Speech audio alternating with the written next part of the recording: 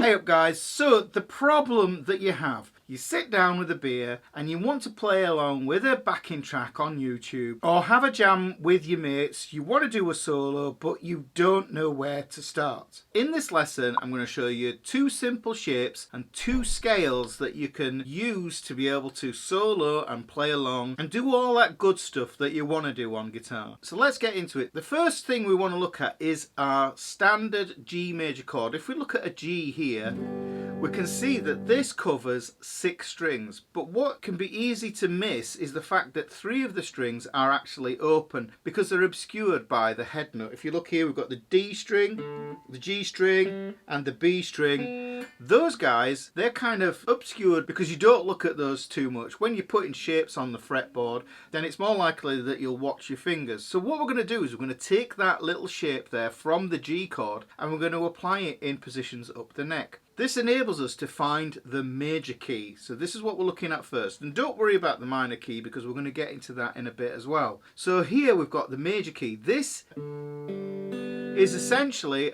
a cheat G chord. You can think of it as that. Now if you've seen any of my other videos that talk about 5R3, then you'll realise that this is the 5th on the D string, this is the root on this open G string, and this is the 3rd on the B string. We can move this shape, we can transpose it up the neck. The thing to remember is that chords move like notes as well. So if this is a G, I go up a whole step and I'm going to use this shape here so you can see that it's actually an A shape. I'm going to play it like this for practical reasons because this is the 5th, the root and the 3rd. So that means we get this shape here. We can move this up just like musical notes. So this is A. If I go up a whole step, I get B.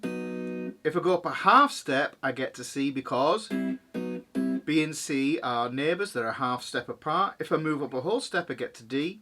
Move up a whole step, I get to E.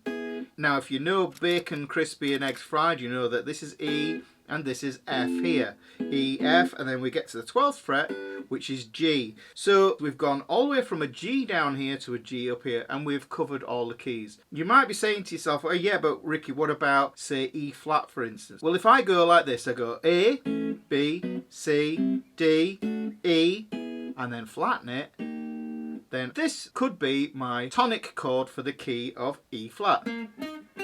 So any key you can think of, you're going to be able to find. Somebody says to you the key of B flat, it's not going to be a problem. You just find your way along there because of that simple fact that chords move like notes. Once we've established that shape, we've got that there. What I'm going to do is I'm going to play this in the key of C major because no sharps or flats. If we look here, 5R3, we know that as the A shape, and the A shape is also known as a bar chord like this. So if you know this is a bar chord, just by adding that root there, that's going to tell you what key you're in as well. Which is cool because it means you have 2 ways to find the same thing. So we've got that shape, but we also have our A-shaped bar chord to be able to help us as well. But the great thing about the A-shaped bar chord, it gives us the root note to start our major scale on. Now if you listen to this, this is the Do Re Mi scale, Do Re Mi Fa Sol La Ti Do. I'm going to extend that by another 2 notes and add that on so that I reach that 3rd there, and that joins neatly up onto that A shape there.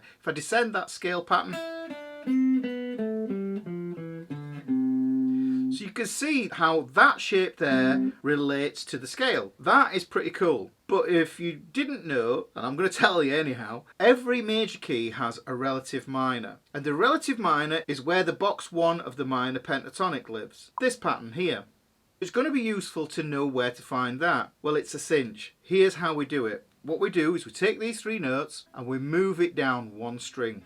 So we move down from the D, G and B strings, and now we're on the G, B and the E strings. And that tells us where we are going to find the relative minor. If, for instance, somebody says to you the song is in A minor, this is what you're going to do to find that. This comes from the E minor shape. If I show you the E minor there, then you can see we have 3 open strings, just like the G shape that we had for major. If we look at the E minor shape there, we're going to be able to see the E minor chord is in the head note there, hidden away, obscured, obviously there, but unless somebody tells you, sometimes it's easy to miss. So there's the E minor. Following the rules of the musical alphabet, it goes E, F is going to be a half step above, move it up a whole step to get to G minor, A minor is a whole step, move up a whole step to get to B minor, hang on, B and C are next door to each other because bacon crispy.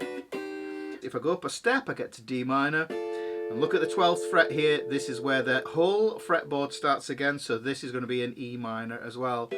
And we can apply that rule that we had before. Say I take this A minor here, and I have this B minor here. Well, what if I want a B flat minor scale? Then what I'm going to do is I'm just going to lower that one fret. I've flattened the B. So that would be where I would play that shape. But just to keep this tied in with that C major chord that I did earlier on and the C major scale, so this here, if I add that relative minor here, this becomes the spot that I play my minor pentatonic pattern.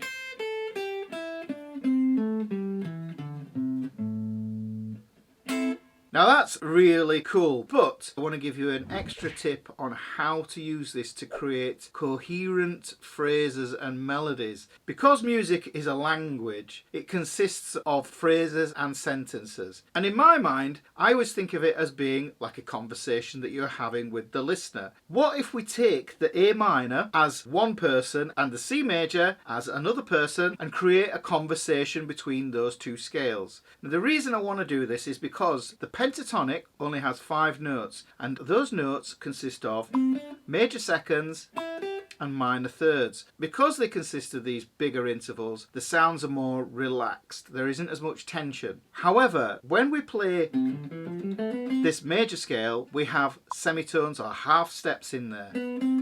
And half steps create tension and they create more complexity. If you have something simple to say, then the pentatonic is going to suit your requirements of what you're going to play. But if you have something a bit more involved that you want to say, then you want to tap into a 7-note scale.